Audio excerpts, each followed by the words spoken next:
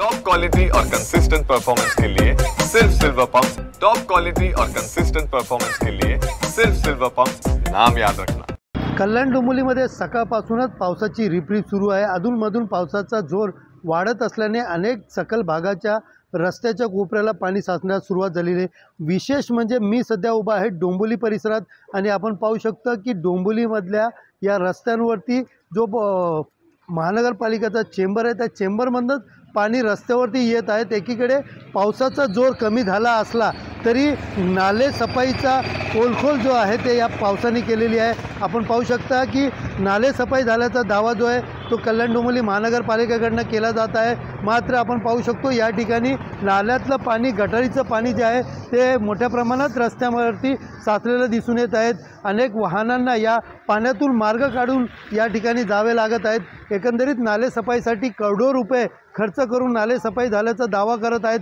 मात्र गेले काही दिवसापासून नेमकं किती टक्के हे नाले सफाई झाली याची माहिती देखील अधिकाऱ्यांनी दिली नाही आहे। तर दुसरीकडे पाहायला गेलं तर रस्त्यावर पाणी साचण्यास सुरुवात झाली आहे। पावसाचा जोर असाच कायम राहिला तर अनेक सखल भागामध्ये देखील मोठ्या प्रमाणात पाणी साचण्याची शक्यता वर्तवली जाते। मात्र सध्या तरी आपण पाहिलं तर नाल्याचं पाणी कुठेतरी तुंबत असल्यामुळे मोठ्या प्रमाणात अनेक रस्त्यांवरती पाणी साचल्याच्या घटना या इकडे दिसून येत आहे। कॅमेरा पर्सन दिनेश जाधव सह सुनील जाधव, TV9 मराठी, डोंबिवली।